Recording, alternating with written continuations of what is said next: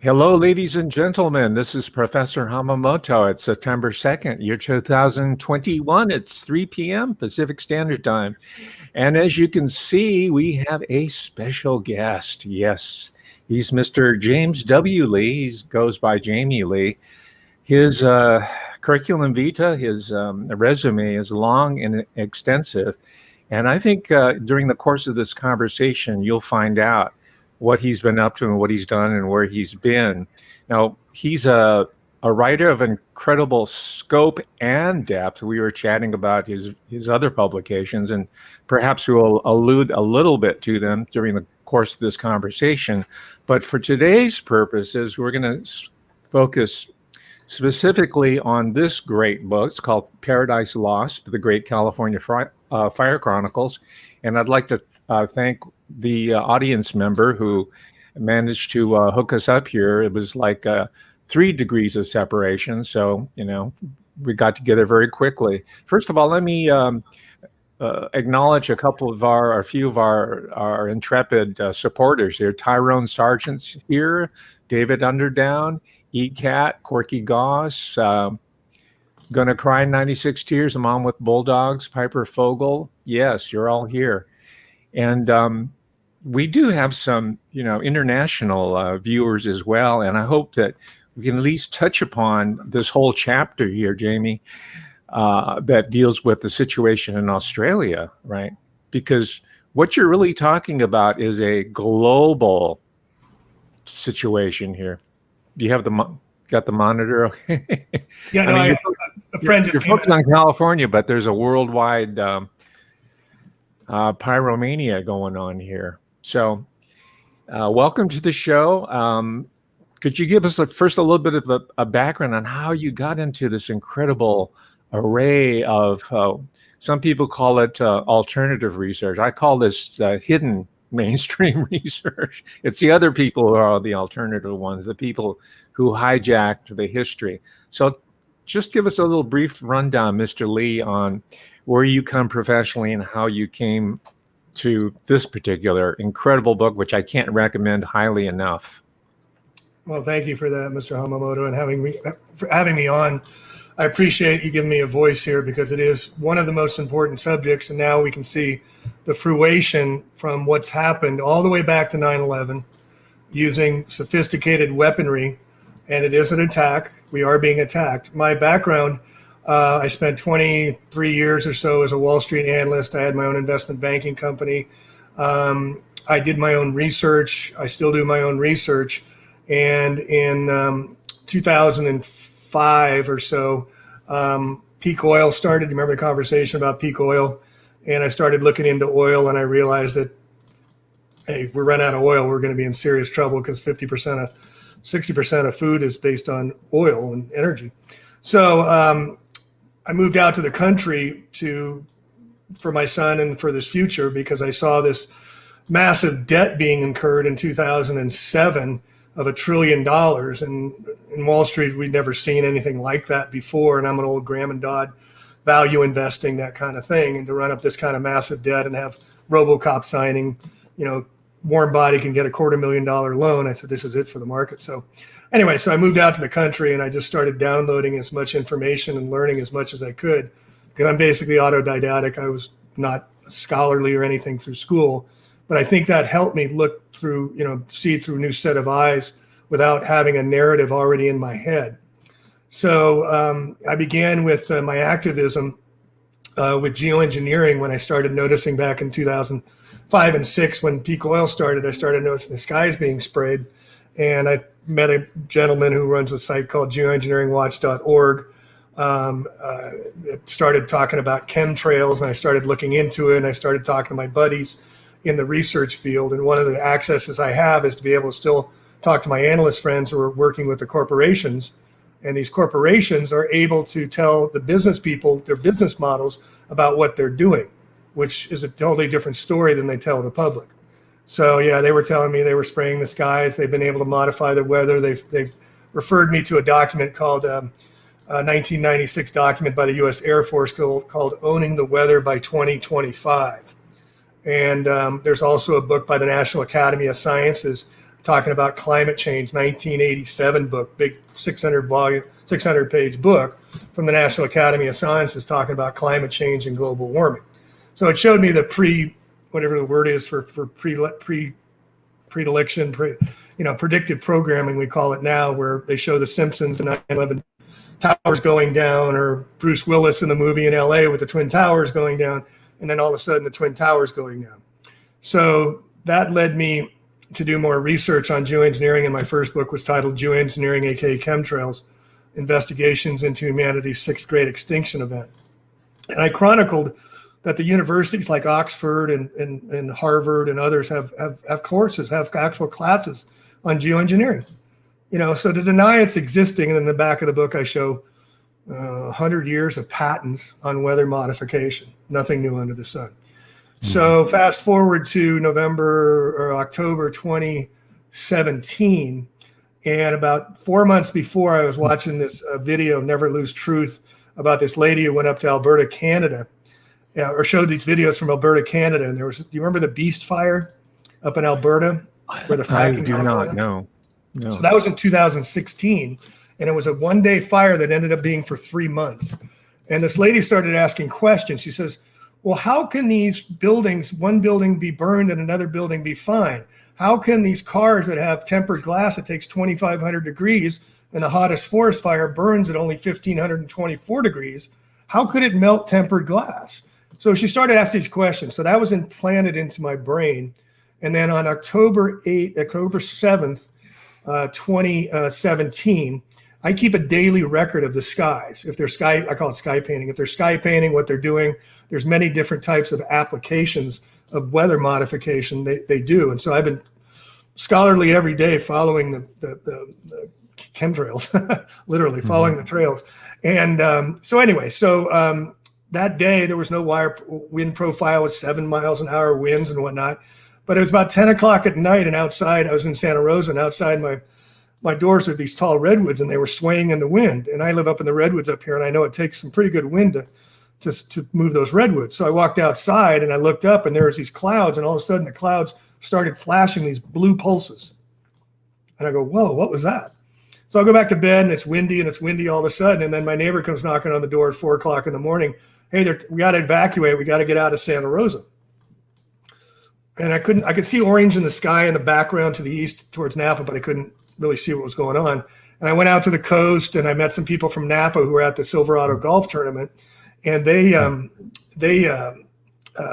bugged out as well. And the power had went out in Napa during the late afternoon after the golf tournament, and literally they had to break, and the power went out that they couldn't get out their doors. They literally had to break the windows and jump out of second floor windows to get to the coast to flee the fires. One guy was an Olympic gold medalist and left his gold medal there, and he was wondering where to go back. So that day I went and got a bunch of gasoline because people were stranded. Please keep your cars full, people. Please keep your cars full at all times. It's really critical. A lot of people died because they couldn't get out and they had to wait for gas. And that's happened several times now. So just please keep your cars full of gas to be able to bug out. So I went back and I went to Fountain Grove, which is up a little north of downtown Santa Rosa, and I saw the same profiles from this video I'd seen on the Beast Fire. One house torched, another house fine, cars completely torched, cars flipped on their roofs. What does it take in a fire to flip a 3,000-pound car on its roof? Not one, not two, dozens of cars. And you see the pictures of the aluminum melting out of the engines as well. Well, this takes temperatures in the 3,000 degree range for this kind of happen. And what kind of force can lift and flip a car? It's never been in a profile before.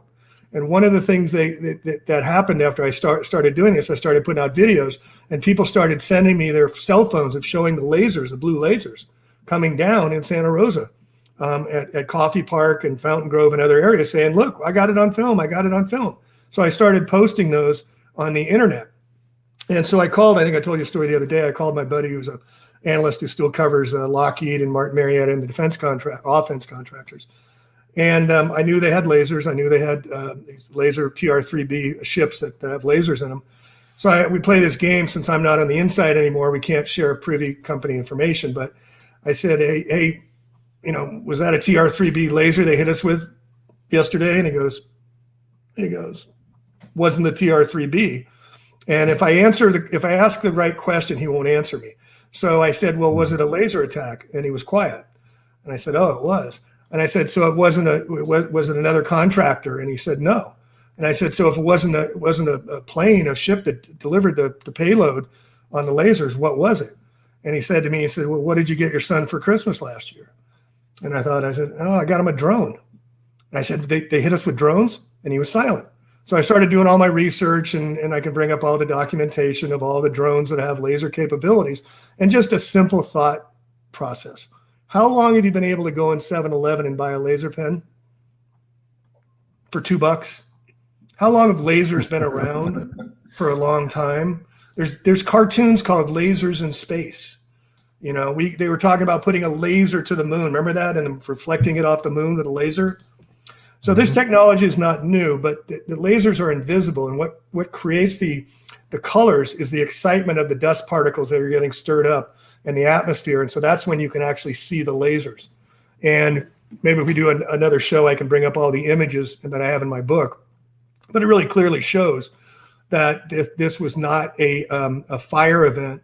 And the fire events are extremely selective, like here in Santa Rosa, or down in Santa Rosa. I'm not there now, but this fire profile, one profile, there was many different fires that started on the same day at the same time, no winds. The winds went from 7 miles an hour up to 80 miles an hour by 11 and 12 o'clock at night on October 8th. And by the morning at 9 a.m. the next morning, the winds were down to 7 miles an hour again. Okay. So this hit Napa, it hit Sonoma counties. And when it hit Sonoma County, they had what's called the Tubbs Fire. And the Tubbs Fire snaked through all these canyons from Calistoga and went east to west.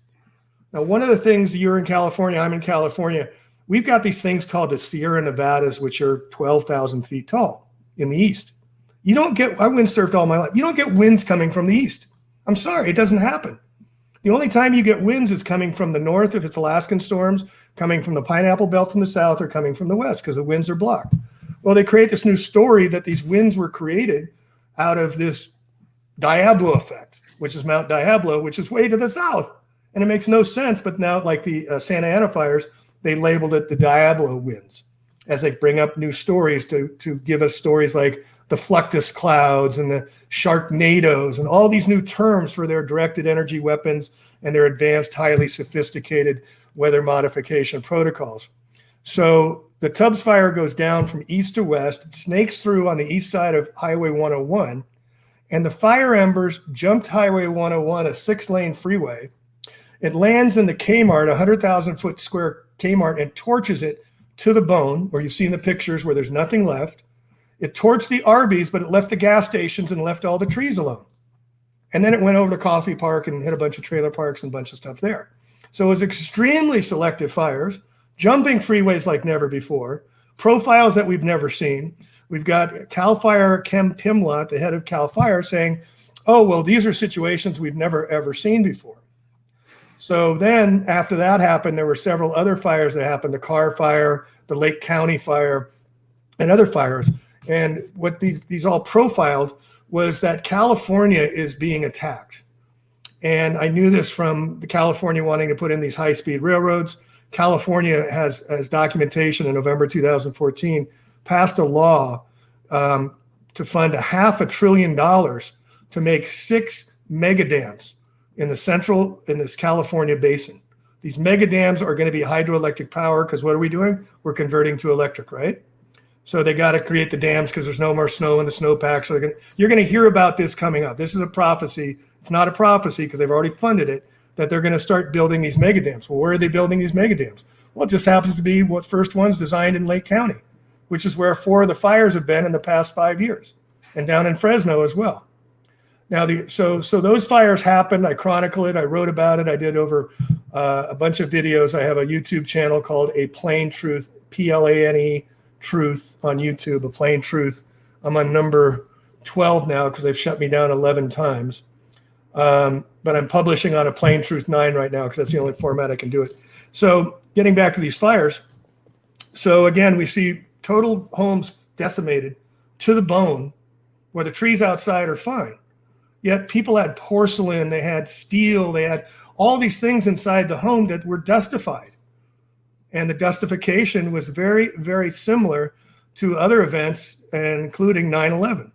9/11, we saw World Trade Center 1, which I used to have business meetings up there all the time, and dinners and lunches, was a 104-story building that fell on its own footprint in 10.3 seconds. And then the cars were burned outside around a mile, 2 miles away. You see the same exact profile that we saw in Santa Rosa, that was also in Tennessee, that was also in China, that was also in Portugal, that was also in Spain, that was also part of the Beast Fire. This has been going on for quite some time. 2001, we're coming up on the 20-year anniversary of 9/11. They do these things in what they call lockstep. You know what the term lockstep means now? That is one of their terms, lockstep. Step by step, the boiling frog. So then we had these other fires and people started sending me information. And then I heard about the Paradise fires and I was out of town. And that was a year later. That was in 2018 on November 8th. Paradise is a town that is super rich in minerals. It has a golden nugget. One of the largest gold nuggets ever found was in Paradise. It was founded by a guy named John Bildwell, a Freemason who came over here to California during the gold rush. And he also was with Marshall and John Marshall and Sutter when they found the gold. Bidwell's been a big part of it, and they're in Chico, and Chico's right next to Paradise. So I get a call from a guy who says, come up here, you got to check this out. Their stories don't match. His father was a highway patrolman, and he took me and toured me around Paradise, but we couldn't get in. Reason we couldn't get in is because the military closed off all of Paradise for a month, where no one was allowed into Paradise. So he had me interview a couple people, and one of them was a tow truck driver who had lived in Paradise and been a tow truck driver in Paradise for 20 years. And I said, so what's going on up there? He goes, well, I finally got in. The fires came on a Thursday, and Saturday I finally got in there. And I said, what did you see? He goes, I saw Main Street, and these cars were completely torched. I looked inside, and he started crying. And I go, you don't have to, he goes, no, this needs to get out. And he says, I looked down and I saw bones on the springs where the seats used to be. I saw bones. I saw at least 200 people dead on the first blush. Now, the official story about the number of people that were killed by the fires in Paradise is 86. What do you do when you throw something out? You 86 it. This is all part of their numerology. On the date that the Paradise was hit, November 8th, 2018, parallels exactly with John Milton's book called Paradise Lost, about the fall from heaven of Satan and Lucifer down to earth.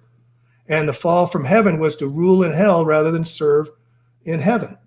Rather than serve God in heaven and Michael in heaven, I'm going to rule on earth. All right. So this is what they're doing. They're reclaiming earth for their own needs, for their own desires. So Paradise Lost, the John Milton book, John Milton died on November 8th. The same day of the Paradise fires. You can't make this up. So the tow truck driver also brought in a policeman, and the policeman is a local policeman. He says, we were told to stand down. They brought in police from outside our areas. We had no idea who they were. They would not allow us to leave. They kept people in. And I have recordings from the Paradise Fire Dispatch saying, no, stay at home, stay at home, stay at home. They blocked the exit roads. I had an interview, which, because the guy's life was threatened, I didn't publish it. And I've got pictures of Cal Fire Department having 50 caliber sniper rifles on top of their trucks. And he was being recruited for that day because people were not allowed to leave. And the town, they said, the official story is that 52,000 people got out of Paradise that day. Well, the town of Paradise is only 27,000 people. Okay. So I interviewed so many people, and I started a missing people's Facebook and found a whole bunch of people, missing people. They stopped doing body counts. They took everybody's DNA and said, we'll get back to you. We'll get back to you. But you get in there, and I heard these horror stories about these cars that were pulled over to the sides of the roads. And in my book, I show pictures of these cars that were pulled over bumper to bumper to the shoulders of the roads. I ended up doing 90 videos on Paradise Lost. I went back there maybe 20 times, and I did several interviews with people that were actually there. And they told stories of fires just being on them. And this one lady said to me, she goes, and these fire embers were everywhere. And I bent down and I picked one up. And I said, what do you mean you picked it up? He goes, yeah. She said, yeah, it was cold. So this guy watched this video I did, and he called me up. He goes, yeah, I worked on that technology. Do you want to talk? And I call him Angel. and he's up in Redding. And I did a 2-hour interview, which is in my videos. And he said these were cold embers that are programmable matter, nanobots. Nanobots are $1 trillion technology that very few people even understand or know about. And it works at the 80 nanomit. It's so small, and the technology is so advanced, you can't even begin. So getting back to the cars being pulled over, he says, the gentleman I was speaking to, Gabriel, that worked on this technology, he says, did you notice the cars all being pulled over to the side of the road? I said, yeah, they got out because they couldn't get out and they flee. He goes, no, they were pulled over by OnStar. I go, what do you mean? He goes, oh, OnStar. Since 2012, every car has OnStar, and they can pull any car they want over. So they pulled all the cars over and they parked them bumper to bumper. He said, you don't see car when you're fleeing something. You don't park bumper to bumper on the side of the road. You leave the cars open, you get out of there, and you run. And I said, so what was happening? He goes, well, these programmable matters were reading who was in these cars, and they were targeting individuals with their own IP addresses, and they were attacking them with the nanobots and basically killing them. It was murder, genocide. The fires that started up in Polga, which is about 20 miles north of Paradise, higher up in the Sierras, again, east to west. We don't see that. I mean, farther east. The fires, according to CAL FIRE Chief Kem Pimlott, traveled at 272 miles an hour, or 80 football fields a minute, from east to west, once the fire ignited from the power lines that fell down and ignited the fire. And all of a sudden, these huge winds come out of nowhere, where there was, again, I do the wind profiles, 12-mile-an-hour winds that day. And they burned from east to west, and they burned up Paradise. And they torched the entire town, except for the Freemason building, except for the Seventh-day Adventist church, except for the Seventh-day Adventist hospital. It was targeted. Certain areas got hit, certain areas didn't get hit. But according to the official story, these fires were going at a record never before seen. And then they had on 60 Minutes, Paradise Lost, Hell on Fire, all these terms, and they only covered Paradise. Now, the other thing to remember about the Paradise fires is there was a similar fire that exact same day. Do you know which fire that was? Is that the campfire? Nope. How many more guesses do I get? No, well, but it's just something that again, it shows premeditation, shows this was planned. Malibu.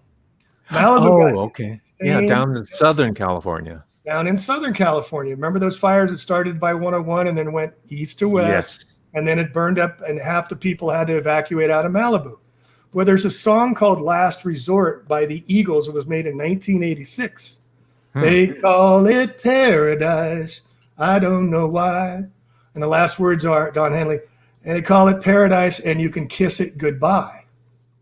But in that song, it says they went down to Malibu with their neon lights. And here's a song, Last Resort, about Paradise Lost and Malibu in the same song in 1986. This is how long they've been planning all this. This is now the Malibu fire, that was very close to the Getty Center. What do you make of that? Well, did the Getty Center get burned and all the pedophiles underneath and all their tunnels and everything get exposed? No, there's certain homes that got hit, certain homes that didn't. And if you've ever been down to Malibu, it's just brush going down to Malibu. There's no trees, there's no forest, and so to think that it could climb all these hills and go all the way, it was a 3-day fire, but all of a sudden it exploded when it got to Malibu. And then we learned that the fire chief and the captain of the police department was under indictment for fraud at the same time. Same like 9/11, where we had Enron and all the stuff in World Trade Center 7 that never got hit by a plane, and had all the FBI and all that in there, and the Giuliani command center in there and all that. Same kind of MO. So then the Paradise fires and the Malibu were on the exact same day. And then you have all these references to Paradise, like in Biff. In the movie, what's that movie with Michael? This Side of Paradise, F. Scott Fitzgerald? No. The movie with Back into the Future. Oh, okay. Back in the Future, they have a guy named Buff who has a Paradise casino. Well, Paradise, Pair of Dice, it used to be a casino before it was the golden realm of the Paradise. All right. Pair of Dice. I get, and that's Michael J. Fox. There you go, Michael J. Fox. Pair of Dice. Well, this is also looking down from east to west, And if you look directly west from Paradise, you get to Bohemian Grove.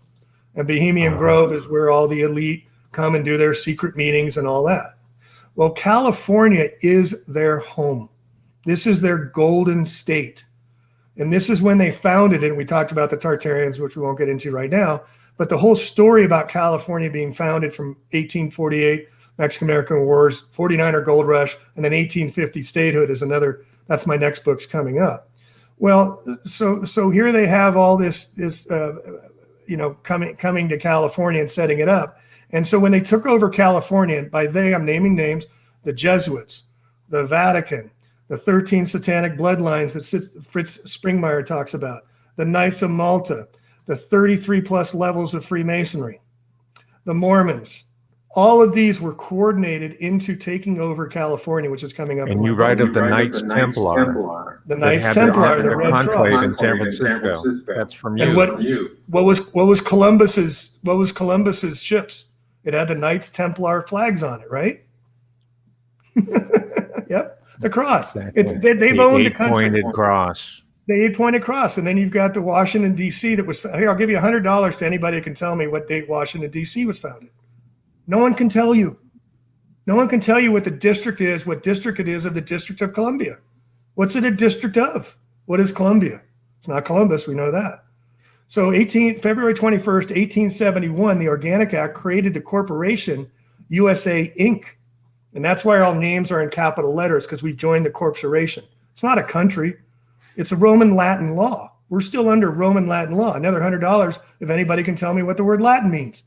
No one knows. Where did it come from? How does it play into Latin and Roman Latin and our Latin words? Again, to obfuscate, to keep us from knowing, right?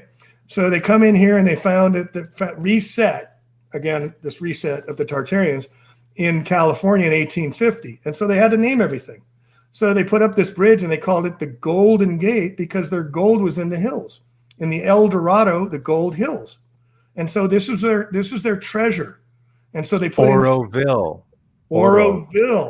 And then you've got Treasure Island.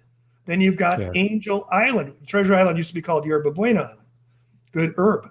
So they changed the names, and then across from Angel Island in San Francisco Bay is Tiburon, which means shark. So you've got them looking through the Golden Gate of their gold in the hills with the treasure and the angels and the sharks to protect them. Okay? So all of this is their manifestation from 1850s, 1840s, when they retook California, and now they're reclaiming it as their paradise. Their paradise. Right now, they're reclaiming it. Right now, they're burning everybody out. And you talked about the campfire. You talked about the Caldor fires going on now. All these names coming up are all part of the agenda. And the agenda was stated clearly by, again, Fire Chief Cal Pimlott, who stated, well, it doesn't really make sense to keep rebuilding if it's just going to burn over and over again. Okay? And Deborah Tavares, who you may or may not know is an incredible activist truther, wrote this incredible piece called The Plans to Burn Up Northern California. And she wrote it in 2011, where they were literally seeding the ground with all sorts of desiccants from geoengineering, from aluminum and barium. Aluminum is a conductive. So when they spray us with the geoengineering, aluminum and barium, it's conducting the weather, and it accelerates. It's an accelerant of these fires. That's why they're burning so hot, because they're using accelerants and desiccants. And it's highly sophisticated, using nanobot technology, and smart bots and everything. So they came in, they're claiming the Golden Gate, and this is their lands again to reclaim. And I can almost guarantee you, anybody in Los Angeles, be very careful, because that's the city of angels, and the devil does not like angels. and Los Angeles is going to be another melting pot. I'm sorry to say, it's already happening down there. A lot of people getting really sick right now. But again, claiming California for their own is part of the big agenda, but it also dovetails into the Georgia Guidestones, which says that there's just 95% too many people in the world and we need to get rid of them. And anybody listening that hasn't known about the Georgia Guidestones, I encourage you to look up Georgia Guidestones. And I flew there in 2006 to see for myself if this was somebody really put in stone in 8 different languages to reduce the population by 500 million people, or by Keep 500 million people, but reduce it by 7 billion. Well, there was serious intention, serious money. Somebody seriously put in stone, we're going to get rid of 95% of the population.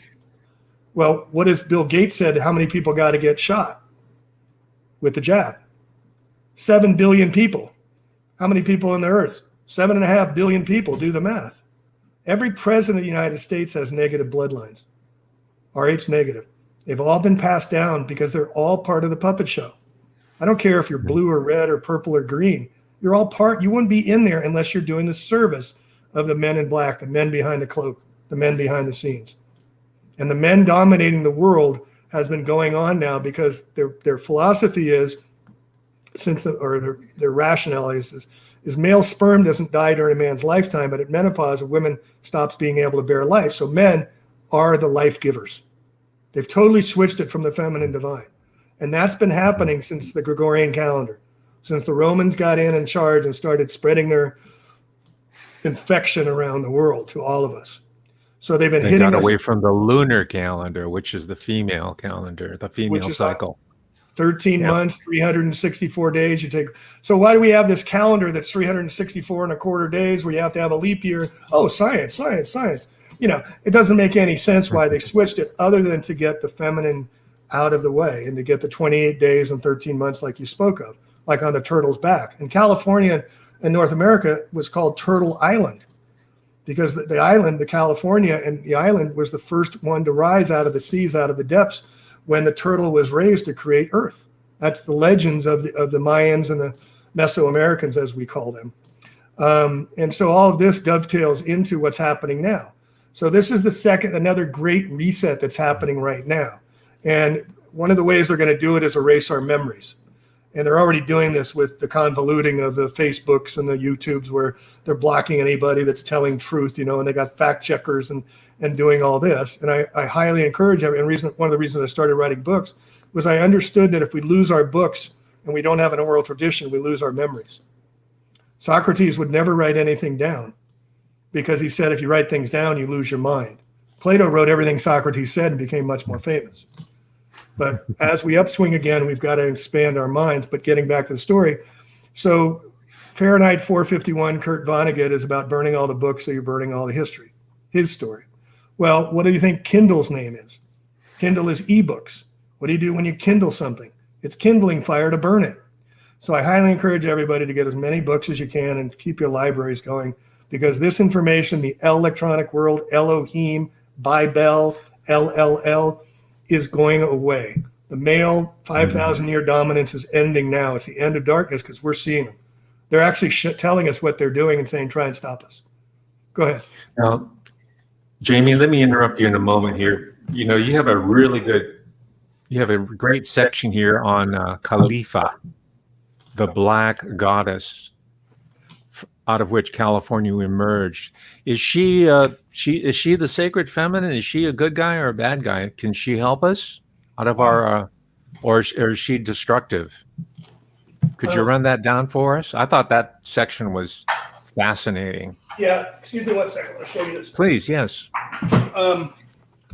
Yeah, I got turned on about 2 years ago, and I'm going to be writing a book, but it turns out there's already a book written. Oh, okay. California, Magic Mountain, yeah. Magic Island. Mm-hmm. And there's Queen Califia riding on her griffin onto the Rainbow Bridge onto California Island. Is that the same as Caliph? Well, the term Califia, I mean, it gets all into Califia, and it's actually Muslim word. Mm-hmm. And she was if you read about Columbus coming to America, he thought he landed in paradise. And the first thing he met when he came around to Veracruz was Amazonian, Nubian, naked, beautiful women. Okay, so so California was an island up until 1810, 1820, when the natives talk about the Great Flood of 1810, and there was all these cataclysmic events. My thing about the gold rush is, how did everybody come from all around the world for the gold rush to find the gold? What would get them to come here? Would it be because you had to pick an axe and dig these mines and go all the way deep to get the gold? No, the gold was literally sitting on the surface. And you hear the story about John Marshall finding the gold at Sutter's Mill, and he found flakes, and flakes were gold. And oh my God, I found gold. And that started it all. Wrong. There's Shasta County, Clear Creek, 150-pound nuggets, 130-pound nugget, 110-pound nugget. Well, that would get me to come to California if I could come get gold and literally pick it off the ground. And that's what it was, because California was an island and there was the great floods. And there's another thing that people can't get their heads around. The Great Salt Lake used to be an ocean. That's why it's called the Great Salt Lake. And down south of there, off of Los Angeles, east of Los Angeles, is the Salton Sea, because it used to be the ocean, because California was an island, and Queen Califia ruled the island, and she would feed her griffins male flesh to keep the white man from coming and taking over the island, which they had to sail to. And then they had to get over the Sierras to get there, because the Great Salt Lake was still a lake until it drained in the Great Flood as well.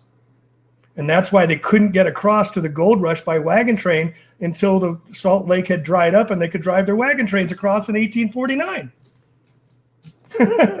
So California was an island. Queen Califia fed the griffins, and they celebrated it in the movie on The Wizard of Oz about Queen Califia. Do you know how? Do you know what I'm talking about?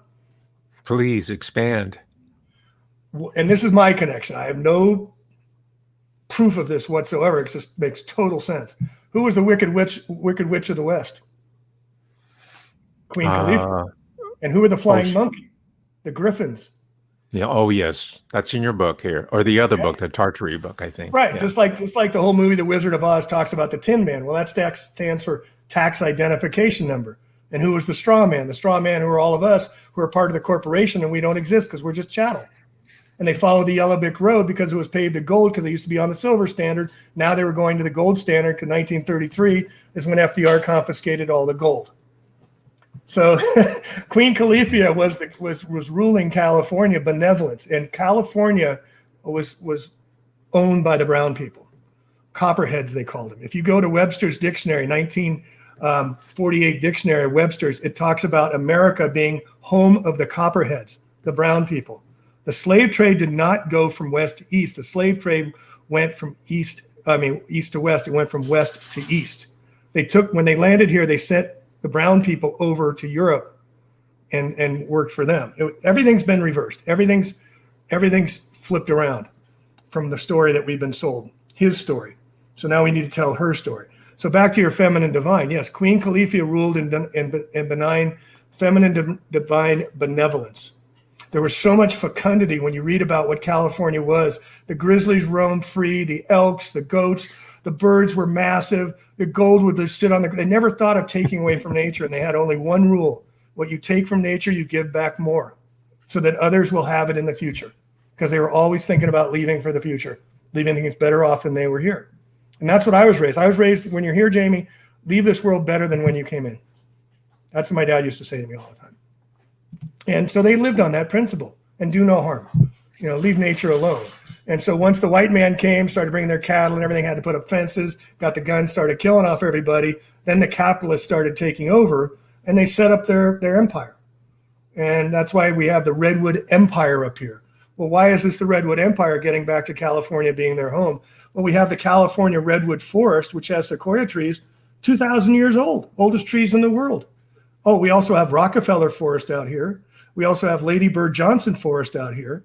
You have all these beautiful native old trees that were left alone until Cabrillo and the white man came, and then they cut them down because they're worth board feet. And they took them apart. And then they buried all the people here, and they killed them off and gave them, like I talked about, the first governor of California, Peter Burnett. He was a genocidist. He gave scalping. Anybody brought scalps that could prove they scalped somebody could take their lands. So they gave bounties. First California governor gave bounties to anybody that could kill anybody, and they had the California Battalion and they had the Mormon Battalion, and they were genocidists. They were murderers, and they took out all the brown people, and the ones they didn't take out, they buried under reservoirs. And now what we're seeing with this engineered drought that's going on, and the reason I say engineered drought is because we had 80% of. I lived in Tahoe for 15 years. We had 80% of snowpack.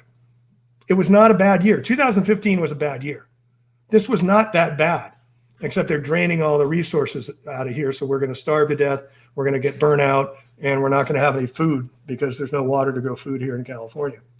So part of their resources is reclaiming all these lands. I forgot which point I was going to make on that, but just that all of these things have been predestined and pre-planned, but Queen Califia was in harmony with nature. And she ruled with compassion and kindness, and everybody wanted to be with her because everybody benefited. There's no social classes, there's no caste systems. And if you look at a map of California, there was over 74 indigenous tribes that existed. And they're only a few miles apart, but they had their own language, they had their own culture. It was extreme diversity because everybody lived within their means. And everybody lived with nature. And they chose it that way until the white man came and pillaged everything and kicked them all out, changed the narrative, started writing the history books. And that all started with 1850 to 1870s. Is 1847 to 1871 is when the fallen angels came down here and reincarnated. And that's when they changed all the story. That's when the Big Bang Theory started. That's when Isaac Asimov, that's where all these Aldous Huxley, all these stories about our creation stories all came in the 1850s to 1870s. And then the Rothschilds and the Rockefellers started the universities. And I did a whole thing on the the U.S. education system that was founded by Rockefeller nonprofits. And Rockefeller, Guggenheim, Morgan, all the rich guys at the time, they started these nonprofits so they could shield their wealth and also influence Congress and influence. They bought at the textbook companies. You know, Rockefeller started Columbia University, Wharton, started all the PhD programs. That's when they started the mind control of retelling his story, her story to his story, from the feminine divine to the male dominant, Mr. Lee, that's such a magisterial survey of world history, the true world history. But what I get from our brief conversation and your YouTubes that I've watched, and also this book and the Tartary book, which is on PDF, is that that was a cycle. That was a process that we've gone through. And I see a glimmer of hope in your understanding of all this deep history, is that we are at the end of the cycle and we're at the beginning of a new one. So that gives me cause for hope, because everybody's walking around now like it's doomsday. Where are we going to go? I mean, have we bottomed out, or is it going to get worse, or are we reaching the terminus? Well, I don't know if you watched the news past couple of days, but the next variant after the latest one, the Delta, is called the Doomsday variant. Ooh. And it's worse than anything. It's mutating faster than anything. So yeah, we're in trouble. There's no doubting we're in trouble. But again, I'm not going anywhere. I'm a spiritual being having a physical experience. This is just one lifetime of many, many, many lifetimes. And we are heading, as Rudolf Steiner, who founded the Waldorf schools and Anthroposophical Society, stated, he said, in these exact times, the inoculations will be designed to take the spirit and the soul out of the child. But at the same time, the higher consciousness beings will be accessing from the senses of look, touch, taste, feel, and hear to the super senses super sensibles he called, of intellectualism, inspiration, intuition, creativity, and wisdom. So what we're doing today is we're seeding the Akashic record. And I'm having premonitions now. I'm having downloads now. I'm connected. And when these paradise, this is one very important story too to connect with. When these paradise fires hit, and I did about 14 or 15 videos and whatnot, I would get these visits at night from these dark entities. They were like cloaked, faceless, but definitely entities and beings. And they would kept saying, don't forget us, don't forget us. We don't know why we're here. Don't forget us. And I would get up at 3 or 4 in the morning, get on my computer, and there would be stuff on my computer to put another video out. Somebody was feeding me things. So after about, 10 videos like that, I finally found a manifest of the people that had died.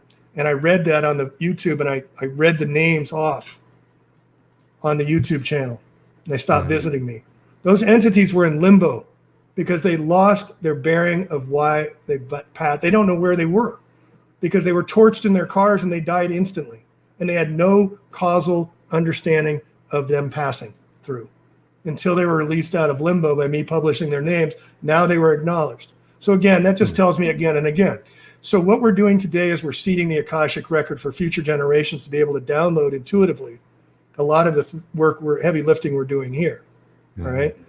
On the hopium side of our lifetimes, what we're here right now, here in Mendocino County, back in 2014, that same year I was speaking about the dams being passed, Mendocino was the first county in the United States that passed legal laws that, one, banned preemptive fracking when fracking was a big deal. Two, it gave rights to nature to exist. Ecuador, Venezuela, and other countries have done this, but no county had ever put in nature's rights to exist. And we're full of redwoods here and rivers and stuff. So this allows us to go into court and defend the redwoods and defend the water, where right now they have no standing. Nature has no standing in court of law. So this gave them standing. And the third thing we passed was home rule. Community Bill of Rights supersedes state law and federal law, and it passed by 68% of the votes here in Mendocino. The first time any type of law like this has ever been passed in the United States. And what this instructions are, and the sheriff said it was a legal agreement, I'll honor it. The board of supervisors said, yes, we'll honor it. And unfortunately, we're really spread out here in Mendocino, and the process of getting it passed was like herding cats. And we didn't do what I wanted to do back in 2014. What I wanted to do was I wanted to go and pull all the money, $350 million in county pension money, and ask the individuals, do you want to invest in your communities, or do you want to invest in Google and Facebook going forward? And it's still there. We can still do it. The laws are still on the books. Then we would take over, we would ban corporations. We would give everybody that's here full legal status. I don't care what the color of your skin is. I really don't. I really don't care. You have equal status. Well, now we just got half the county on our side. So now we can start doing something. Mendocino has primary water, and this is another thing that's really important in this huge drought they're engineering. Primary water, Deborah Tavares gets into, there's primarywater.org. You can look it up yourself. Go 300 feet down and you'll find all the water you want. Abundance. Ukiah has a tap down 247 feet, and they say, we got all the water you want. It's there, but they won't give it to us because they have to create scarcity. And these false senses of scarcity create dependence. And the reason we're in this mess is because no one knows where their food, water, or energy comes from. They go to the store and push a button and it shows up by conditioning. And that's how they got us, because our limbic brain, our survival brain says you must have food, water, and energy to live. So one of the answers is to get back to the gardens. Start growing your own food, support farmers, and please make it organic, because the crapification, these impossible meats, they're cloning, again, nanotechnology, they're able to clone at no cost. They can make all this stuff at no cost. So all of these things are really critical to going forward. And then the other thing that's really important, as I've thought a lot about this, is what do you want? Not what do you not want? Oh, I don't want them to spray the skies. Oh, I don't want them to burn up the, what do you want? Well, do you want clean air? Well, go for it. State it. You know, that's why we have hearings in court, because it's an oral hearing.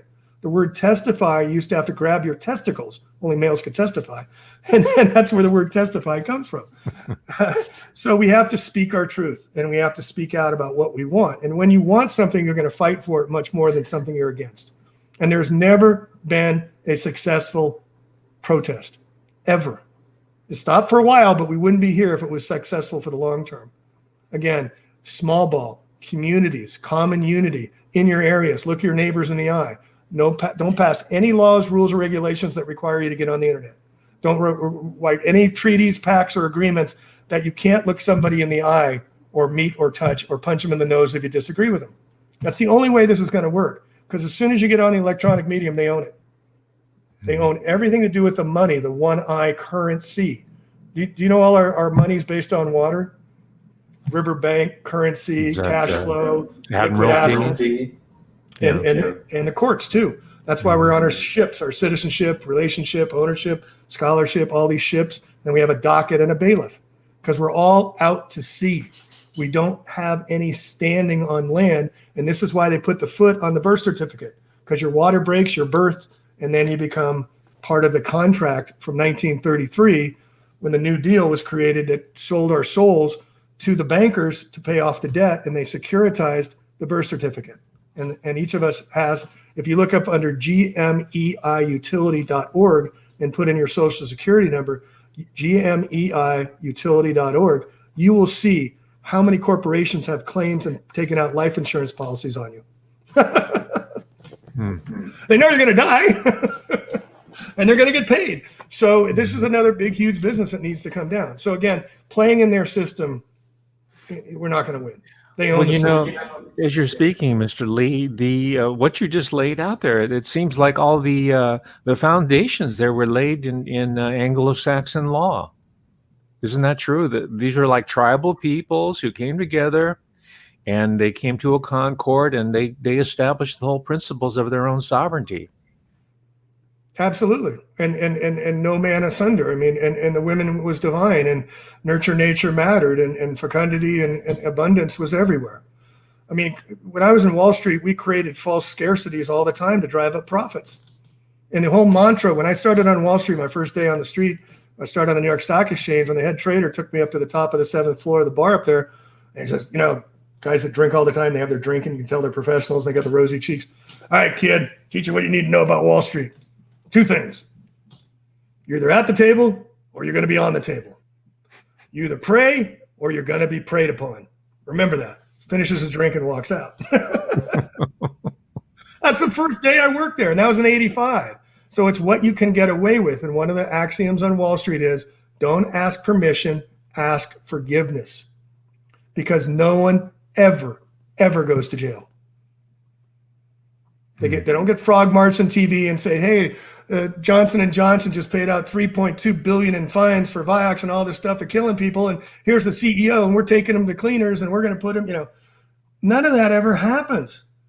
And because of that, they can get away with literally murder because no one ever gets in trouble. And if they do, they just get pardoned, So the system has to end, and we can't play in the system anymore, is bottom line. So what do you want instead? Start over. This is the compost of winter when new seeds are growing in the compost of what was.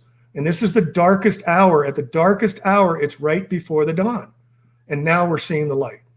And we're seeing the light of what could have been, of what is possible, and what may be. So again, we have to get our creative powers out and start creating the world we want to see. And that empowers us. So that's what gives me hopium. All right. There are these institutions right now, and I guess the majority of Americans that do have jobs, they're going to be cut adrift if there's this complete sea change that you are envisioning. How do we get them to ask for forgiveness, repentance to this higher system of justice that you're alluding to? The people on Wall Street, the people who work for Monsanto, the people that are employed by the University of California. How do we get them to walk away from that? Is that even possible on a practical level? Well, again, reboot. I mean, what did they do in Russia during Glasnost and Perestroika?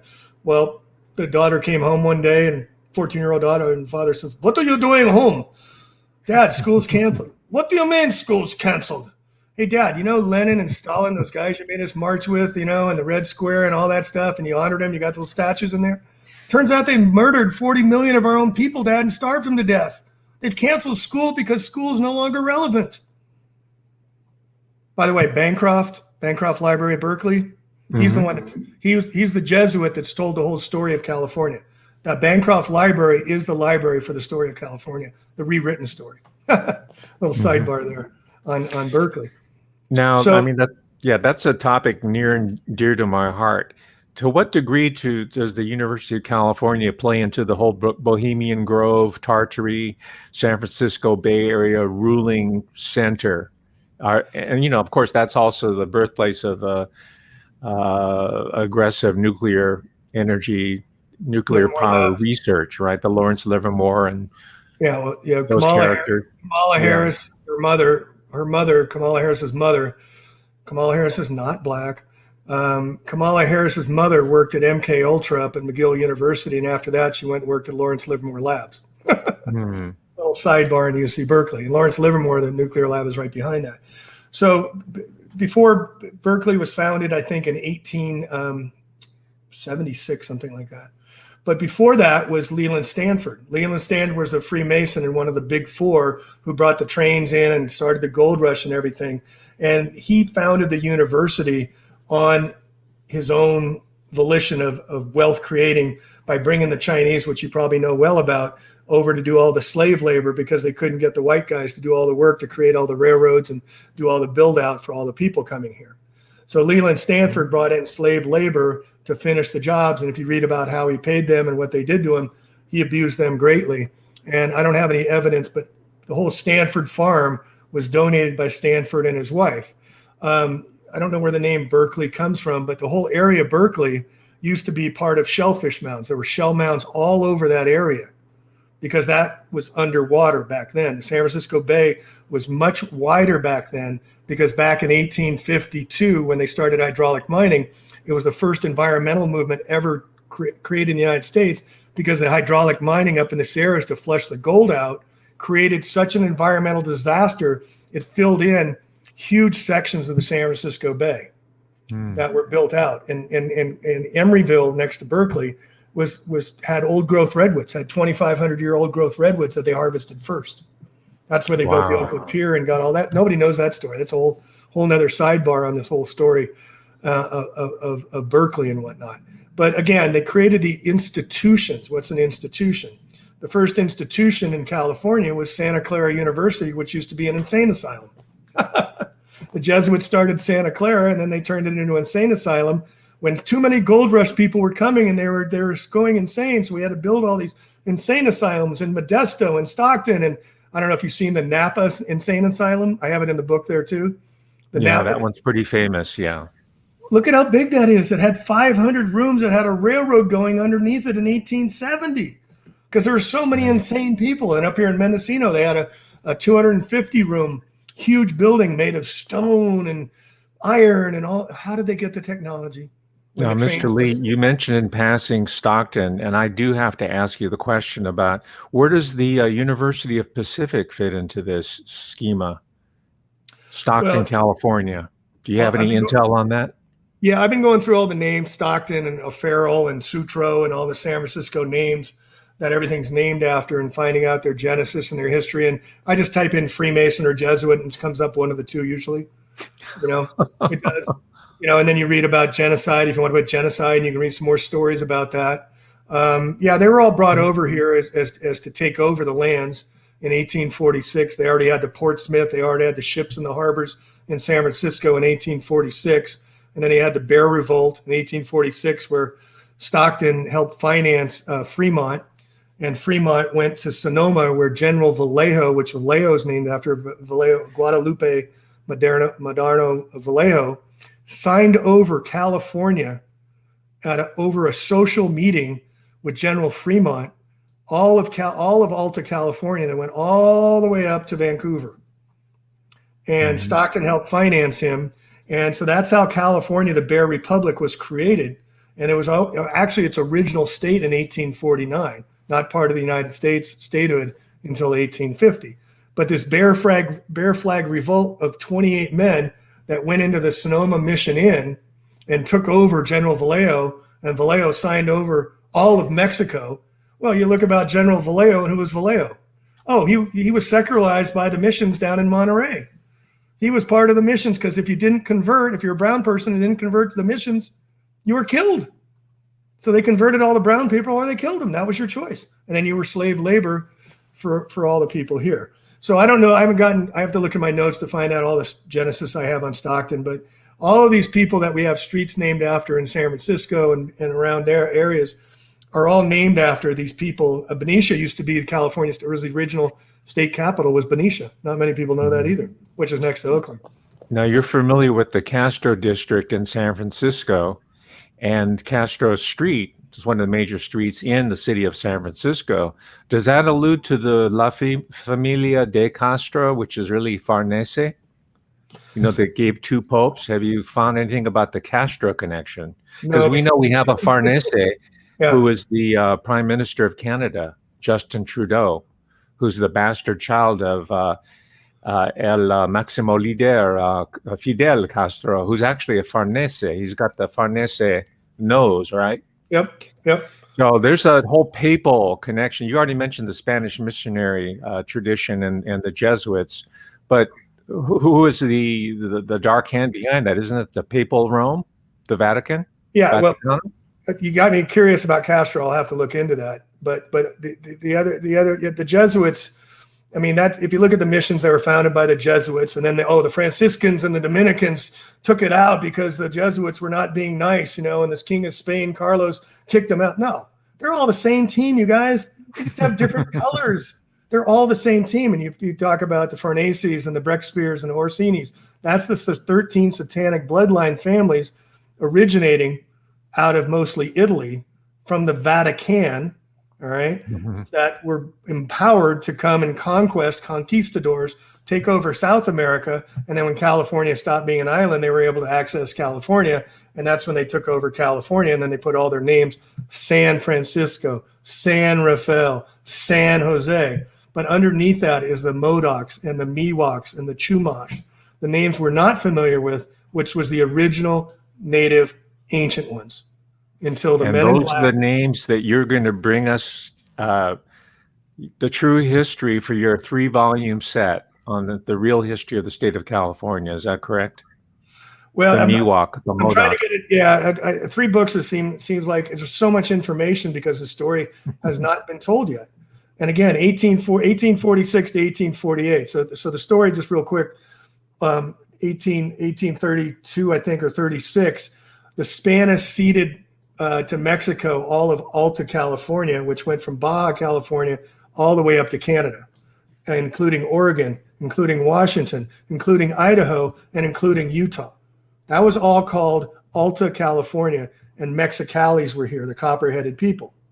So once the island stopped being an island, they came and they took their ships and they brought into Monterey in 1846, and they took over and started creating the world they wanted. And the president at the time, Polk, had said, it's our manifest destiny to go west and take over the West. It's just our destiny to do this. So they manifested themselves and created their Man Festival, and they went and just came out to California, and they brought in all the Jesuits to set up their secularization of religious order into the state. And that's when they started converting all the brown people to Christians. And I don't call them black people. I call them brown people because they're brown skinned. Black, if you look in the etymology of the word black, B-L-A-C, it means pale or bland. And people aren't black. They're brown skinned, right? It's just again, obfuscation and confusion. We're going to have to end it here. We're at the top of the hour, and I would like to end with where people can reach you. You mentioned your YouTube channel. You do have a website here. I encourage people to buy these books. I got mine on Bezos.com, but perhaps they can get it from you directly. Can you give us information? Because somebody already asked me if I could recommend your book on chemtrails. I haven't looked at it yet. I do have a PDF of it. So I would like people to, in other words, access your work, because I'll say it again, I can't recommend it highly enough. Oh, thank you. This is the real stuff here that people need to read. So please, Mr. Lee, contact information. All right. So the easiest way, which I sent you, and I'll put it up here so people can read it. Oh, there we go, right there. And read that. aplaintruth.info. Perfect. That's a website. And on that website is my 5 books, free PDF for anybody to go through and look at. And then you can also order on Amazon, or you can email me. I prefer, me send it to you rather than buying it on Amazon if you can. But it's on Amazon. I've got 5 books out. First one's on geoengineering, aka chemtrails. Second one's Paradise Lost. I'm going to lose a few people on this one. Flat Earth, Investigations into a 500-Year Heliocentric Lie. Fourth one is on, what's my 4th book on? I'll think of it in a minute. And then this is my 5th book I just finished. And again, we're seeing answers. And this is, I got attacked with psychotronic weaponry when I started writing about touchless torture and whatnot. And I found this biomag healing through a doctor who's using magnets to heal. And it turns out it's an ancient old technology of balancing our energy fields. And it's incredible. So that's my 5th book I have out as well. But they're all on the PDF on aplaintruth.info. And then on YouTube, also on YouTube channel, A Plain Truth. I'm under number 9 right now because if I get 2 strikes and I get another strike, they take my whole channel down. So I've got a Plain Truth 9, a Plain Truth 11, and a Plain Truth 12. But right now I'm publishing on a Plain Truth 9. So between 9, 11, and 12, and then on a Plain Truth 3 and a Plain Truth 8 is all the archives of hundreds of videos that I've done, including Plain Truth. If you want to get on the Plain Truth, if you get on a Plain Truth 3 YouTube, it's got my Paradise videos on there, archive, so you can go through those. Excellent. Well, I'm going to end the live stream now, end the broadcast. Ladies and gentlemen, thank you for joining us today. Incredible conversation. And Jamie, hang on. I want to say goodbye to you before we disconnect. So thank you, ladies and gentlemen. I'll see you at 5 o'clock with the Thursday Trio with John O'Loughlin and George Webb. Thank you very much. Bye.